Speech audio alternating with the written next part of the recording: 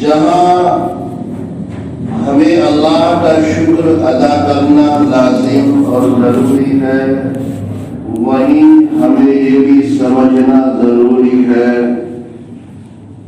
کہ آنے والا دن ہماری زندگی میں آیا ہے، یہ کچھ ہم سے چاہتا اور طلب کرتا ہے۔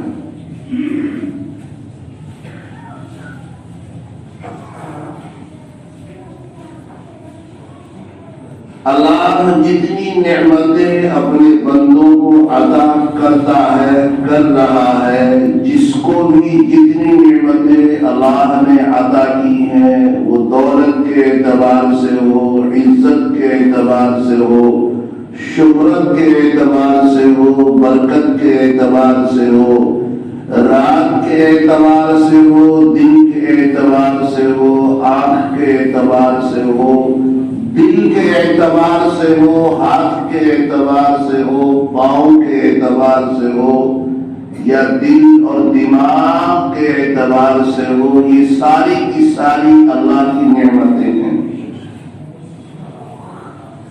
کوئی انکار نہیں کر سکتا اس بات کا۔ یہ سب اللہ کی انمول نعمتیں ہیں۔ حتیٰ کہ آپ کے جسم پر اگنے اور بڑھنے والا بال، یہ بھی اللہ کی نعمت ہے اور انمول نعمت ہے۔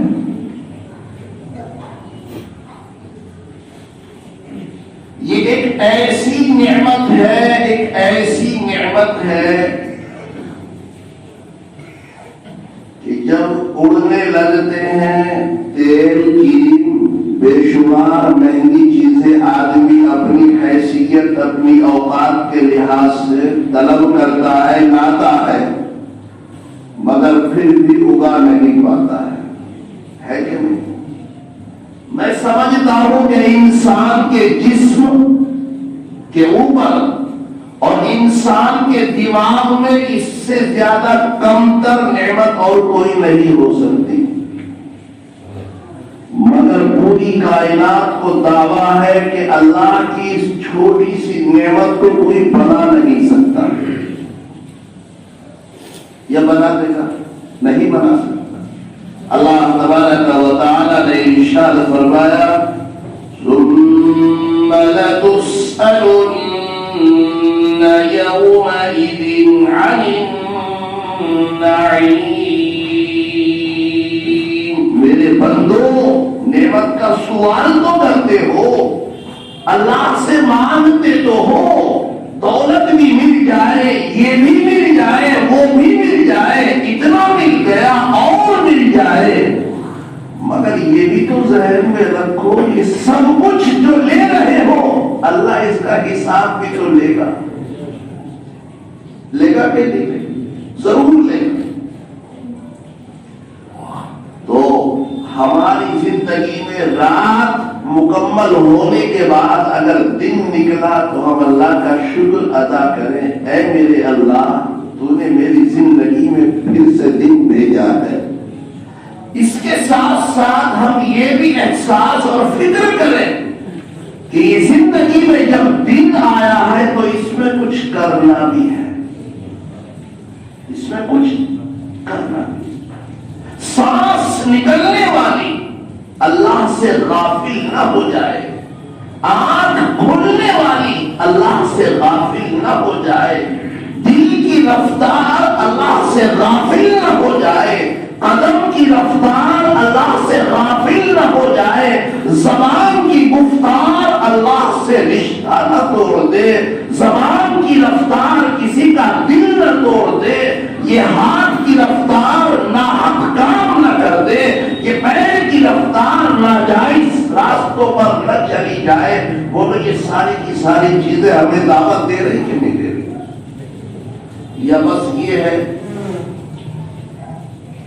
کہ ہم 24 سال کے ہو گئے، 25واں سال لگا تو کیک کھانے پہ لگ گئے، ڈھول بجانے پہ لگ گئے، کیا برتھ ڈے؟ بزرگوں، نوجوان ساتھیوں، یہ یہود و نصارہ کی رسم آج مسلمانوں نے تقریباً کافی حد تک اپنانے کی کوشش کی ہے، جبکہ ہم ذرا سوچ کے تو دیکھیں، ہماری زندگی کی جو تعمیر اور دیوار تھی اس سے ایک اینٹ نکل گئی ہے. بولو ہے. مثال کے طور پر میں آپ کو یوں سمجھا دوں، یہ لنٹر ہے، اس میں سے ایک چوکا نکل کے گر جائے تو ہم خوش ہوں گے، ڈھول باجا بجائیں گے، کیک کاٹیں گے، کیا کریں گے؟ فکر، احساس. یہ چھت کی ایک اینٹ نکل گئی، کہیں کسی کا پیر اس کے اندر نہ چلا جائے، دوسری اینٹ کہیں کسی کے سر پر نہ گر جائے، لہذا اس کا انتظام کیا جائے. بولو ہے کہ نہیں؟ ہماری عمر مثال کے طور پر اللہ نے مقدر 20 سال کی تھی، 24 سال ہو گئے. بولو کتنی؟ وہ مثال کے طور پر 50 سال کی تھی، 24 سال ہو گئے. کتنی کم ہو گئی؟ کتنی کم ہو گئی؟ 24 کم ہو گئی، باقی کتنی رہ گئی؟ یہ خوشی کی بات ہے کہ احساس کی بات ہے؟ آپ کی جیب میں 100 روپے ہیں، زندگی پورے دن کا خرچ ابھی آپ کا باقی ہے، اور 100 روپے ختم ہونے چلے، ابھی چاول نہیں آئے، دال آئی ہے. ایمانداری سے بتاؤ، فکر ہوگی یا خوشی ہوگی؟ خوشی ہوگی یا فکر ہوگی؟ فکر ہوگی. کیوں؟ ارے دال کا تو انتظام ہو گیا، نمک مرچ کا تو انتظام ہو گیا، مگر دال کہے سے کھائی جائے گی؟ نہ آٹا ہے نہ چاول ہے. بولو فکر ہوگی کہ نہیں؟ اللہ نے ہمیں اس دنیا میں بھیجا ہے، اس لیے بھیجا ہے. کیوں بھیجا ہے؟ ہمارا مقصد اس دنیا میں آنے کا کیا ہے؟ ہمارا رب، ہمارا خالق ہم سے کیا چاہتا ہے؟ عزیزان گرامی، یہ زندگی برف کی مانند پگھلتی جا رہی ہے. برف کی سلی جب فرمے سے نکلتی ہے تو 100 کلو کی ہے، اور جتنا اس کو ہوا لگتی چلی گئی، وقت بڑھتا چلا گیا. ایمانداری سے بتائیے، وزن کم ہوتا چلا گیا کہ نہیں چلا گیا؟ وہ ٹھنڈا پانی گرم ہو کر نالی کے راستے میں گیا. یہ زندگی کا قیمتی اثاثہ، یہ زندگی اللہ نے ایک ایسی بے قیمت زندگی عطا کی ہے. اس زندگی کا جب ایک دن 1 سال کم ہو رہا ہے تو سمجھ لیجیے ہماری زندگی یوں بہ رہی ہے جیسا کہ برف پانی بن کر کے نالی میں گرم ہو کر کے گزر جاتا ہے، اور اگر وہ پانی گلاس میں آ گیا، آپ کے استعمال میں آ گیا. ایسے ہی یہ زندگی اگر اللہ کے راستے میں، اللہ کے طریقوں پر، اللہ کے محبوب کے طریقوں پر چلی گئی تو یہ زندگی کامیاب ہو گئی. اللہ تبارک و تعالیٰ نے ہمیں جناب محمد عربی صلی اللہ علیہ وسلم کی امت میں پیدا کیا. اس عنوان پر بات چل رہی تھی. ایک ذرا سا واقعہ مجھے یاد آیا، توجہ کے ساتھ میں سنے، کام آئے گی بات. حضرت دحیہ کلبی ایک صحابی ہے، بے حساب حسین و خوبصورت، بڑے حسین و جمیل، اور ایسا حسن اللہ نے ان کو دیا تھا کہ جب گلی راستوں سے نکلا کرتے تھے تو عورتیں دروازوں سے چھپ چھپ کر کے دیکھا کرتی تھی، چھتوں پہ چڑھ کر کے دیکھا کرتی تھی کیسا حسین نوجوان جا رہا ہے. اللہ نے ایسا حسن عطا کیا تھا. اور بتاؤں کیسی خوبصورتی. حضرت جبریل امین، آپ نے بارہا نام سنا ہوگا، اللہ کے مقرب فرشتے ہیں، اور مقرب بھی 4 فرشتوں میں سب سے مقرب فرشتے ہیں. حضرت جبریل امین اس فرشتے کا نام ہے جو اللہ کا پیغام اللہ کے نبی کے پاس لاتے تھے. تو حضرت جبریل امین جب انسانی شکل میں اللہ کے نبی کے پاس آتے تھے تو آپ کی شکل حضرت دحیہ کلبی کے جیسی ہوا کرتی تھی. اب اندازہ لگائیں کتنا حسین خوبصورت نوجوان ہو گئے. تو حضرت دحیہ کلبی ایک مرتبہ جناب رسول اللہ صلی اللہ علیہ وسلم کی نظر جب ان پر پڑی تو اپنے اللہ سے متوجہ ہو گئے، اللہ سے کہنے لگے اے اللہ کیا ہی اچھا ہوگا یہ نوجوان اگر اسلام قبول کر لے، مجھے ترس آتا ہے اس کی خوبصورتی اور نوجوانی پر کہ تیرا یہ بندہ دوزخ کے اندر جلے گا ایمان نہ ہونے کی وجہ سے، کیا ہی اچھا ہو اے میرے رب تو اسے ایمان سے نواز دے۔ رات میں میرے آقا سرور کونین سب کہیے صلی اللہ علیہ وسلم نے دعا مانگی اور صبح اللہ کے نبی کی بارگاہ میں یہ حاضر ہو جاتے ہیں، السلام علیکم یا رسول اللہ۔ اے اللہ کے نبی اس دل میں کچھ ارادہ ہے؟ اللہ کے نبی نے فرمایا دحیہ کلبی بولو کیا بات ہے؟ یا رسول اللہ دل چاہتا ہے کہ ایمان لے آؤں، سلسلہ تو کہیں اور سے چل رہا ہے، آگ تو کہیں اور سے چل رہی ہے اور یہ دل گدگدا رہا ہے۔ بارگاہ رسالت میں عرض کرتے ہیں یا رسول اللہ ایمان لانے کو دل چاہتا ہے، مگر جب اپنی زندگی کو دیکھتا ہوں تو اللہ سے ڈر بہت لگتا ہے، نہ معلوم میرا خدا میرے گناہوں کو معاف کرے گا کہ نہیں کرے گا۔ میری زندگی گناہوں سے سیاہ ہو گئی، میری زندگی کے گناہ بہت بڑے بڑے ہیں، ایمان تو لے آؤں مگر میرا خدا مجھے میرے گناہ سے معاف کرے گا کہ نہیں، بس بار بار یہ ڈر لگتا ہے۔ ابھی یہ پیاری گفتگو چل رہی ہے، دحیہ کلبی اللہ کے نبی صلی اللہ علیہ وسلم سے سوال کر رہے ہیں۔ میرے آقا نے رات میں رو کر کے دعا مانگی تھی، جبریل امین تشریف لے آتے ہیں اور عرض کرتے ہیں السلام علیکہ یا رسول اللہ، اے اللہ کے نبی آپ پر سلام ہو۔ اللہ نے آپ کو اور دحیہ کلبی کو سلام بھیجا ہے اور یہ کہا ہے کہ دحیہ کلبی کا جو سوال ہے کہ میرے گناہ بہت ہے، میرے گناہ بہت ہے، میری زندگی بڑی سیاہ ہے، ایمان لے تو آؤ مگر میرا خدا میرے گناہوں کو معاف کرے گا کہ نہیں کرے گا، مجھے اللہ کے عذاب اللہ کی دوزخ سے بڑا ڈر لگتا ہے۔ اے اللہ کے نبی اللہ نے فرمایا کہ دحیہ کلبی کے میں نے تمام کے تمام گناہوں کو معاف کر دیا۔ حضرت دحیہ کلبی نے کلمہ پڑھ لیا، مشرف باسلام ہو گئے، لیکن ایک اور عجیب سا سوال کرتے ہیں یا رسول اللہ صلی اللہ علیہ وسلم میری زندگی کا ایک اور بڑا گناہ ہے، اگر اجازت ہو تو آپ کو بتا دوں، پتہ نہیں میرا خدا آپ کا خدا میرے اس گناہ کو معاف کرے گا کہ نہیں۔ اللہ کے نبی نے فرمایا دحیہ کلبی بتاؤ کیا گناہ ہے؟ یہ فرمایا یا رسول اللہ صلی اللہ علیہ وسلم ایک مرتبہ میرا بزنس کے لیے باہر ملک کا سفر تھا، تجارت کے لیے،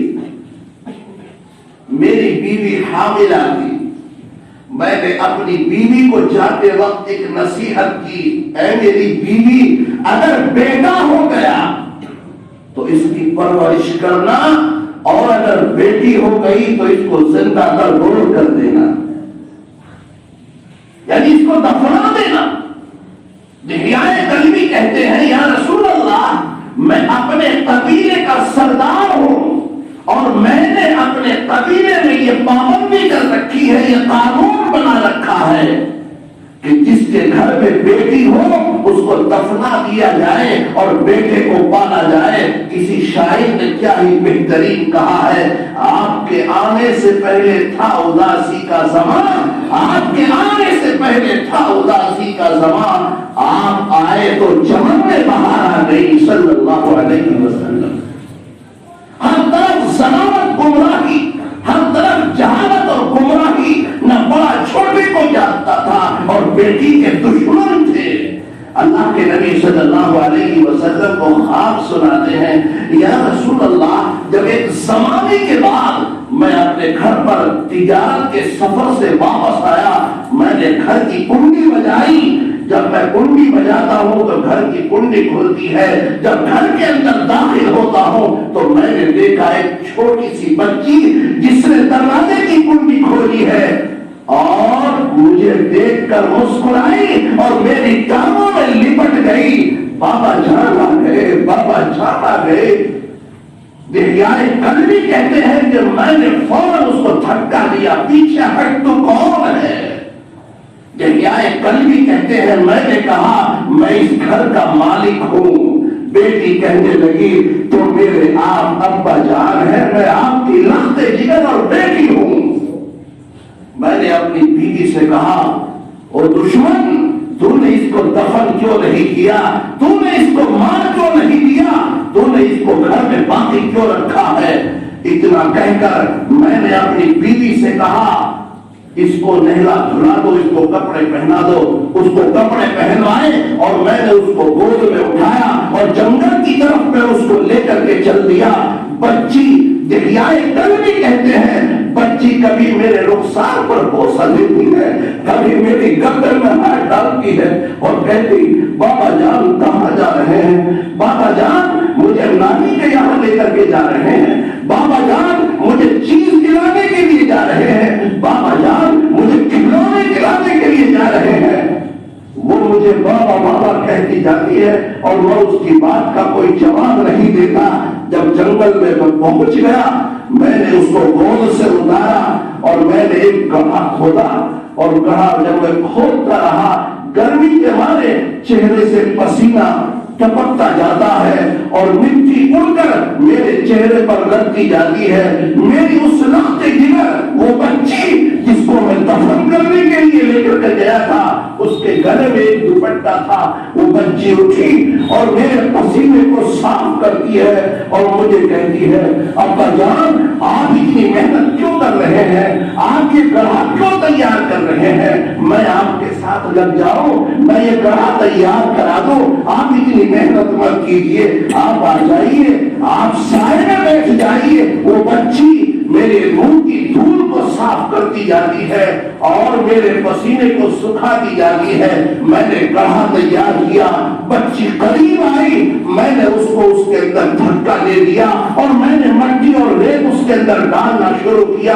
میری بچی مجھ سے یہ کہتی جاتی ہے ابا جان بابا جان مجھے کیوں دفن کیا جا رہا ہے؟ میرے بابا جان اگر میری شکل سے نفرت ہے تو مجھے آپ چھوڑ دیجیے، آج کے بعد آپ میرے چہرے کو نہیں دیکھیں گے، میں آپ کے گھر کے دروازے کو نہیں دیکھوں گی، مگر اللہ کے واسطے آپ مجھے دفنائیے مت۔ وہ مجھے کہتی جاتی ہے اور میں مٹی ڈالتا جاتا ہوں۔ جب اس کا پورا بدن اس کے اندر دب گیا اور دفن ہو گیا، اس کا سر باقی رہ گیا تو اس نے اپنے ہاتھوں کو باہر نکالا اور آسمان کی طرف اٹھایا اور یہ کہا اے اللہ میں ایک زمانے سے یہ سن رہی تھی کہ ایک تیرا نبی آئے گا جو بیٹیوں کو شفقت عطا کرے گا، تیرا نبی آئے گا جو بیٹیوں کو پالنا سکھائے گا، تیرا نبی آئے گا جو بیٹیوں کے حقوق باپ کو سمجھائے گا، تیرا نبی آئے گا جو بیٹیوں کو امن ملے گا، تیرا نبی آئے گا جو بیٹیوں کو عزت دینا سکھائے گا، تیرا نبی آئے گا جو سارے حقوق انسانیت کو سمجھائے گا۔ اے میرے اللہ وہ تیرا نبی کب آئے گا؟ مجھے اس کا انتظار ہے صلی اللہ علیہ وسلم۔ اتنا کہہ کر وہ دہیائے قلبی کہتے ہیں میں اس کو دفن کر کے چلا آیا۔ عزیزان گرامی وہ نبی آ بھی گیا، وہ نبی ہمیں بتا بھی گیا، وہ نبی ہمیں سمجھا بھی گیا، وہ نبی ہماری آنکھیں بھی کھول گیا، وہ نبی ہمیں راستہ بھی دے کر کے چلا گیا۔ جناب رسول اللہ صلی اللہ علیہ وسلم نے آخری وقت میں فرمایا تھا ترکت فیکم امرین لن تضلوا ما تمسکتم بہما۔ اے میری امت کے لوگوں، اے آنے والی نسلوں، میں تمہیں دو چیزیں دے کر کے جا رہا ہوں، تم انہیں تھامے رکھنا، مضبوطی سے پکڑے رکھنا، ان پر عمل کرتے رہنا۔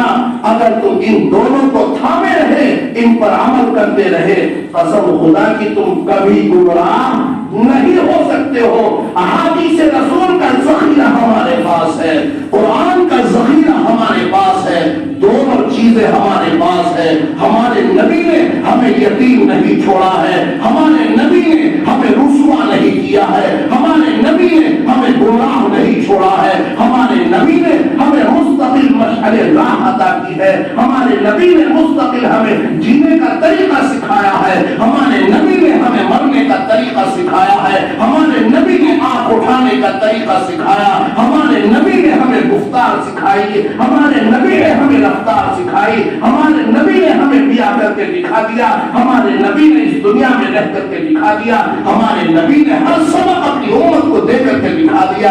اگر یہ امت اس راستے سے ہٹتی ہے, اگر یہ امت اس راستے سے گم ہو جاتی ہے, تو یہ اس کا زبردستی کا اندھا پن ہے. اللہ تعالی ہم سب کو نور ہدایت عطا فرما دے. اللہ تبارک و تعالی ہم سب کو ایمان پر جینے کی اور مرنے کی مکمل توفیق عطا فرما دے. تو عزیزان گرامی, جناب رسول اللہ صلی اللہ علیہ وسلم نے حضرت دحیہ کلبی سے یہ واقعہ 3 مرتبہ سنا. حضرت دحیہ کلبی یہ فرماتے ہیں کہ آقا مدنی صلی اللہ علیہ وسلم اس قدر روئے کہ آپ کی داڑھی مبارک تر ہو گئی, اور صحابہ کہنے لگے, اور دحیہ کلبی کیوں ہمارے آقا کو اس قدر رلاتا ہے؟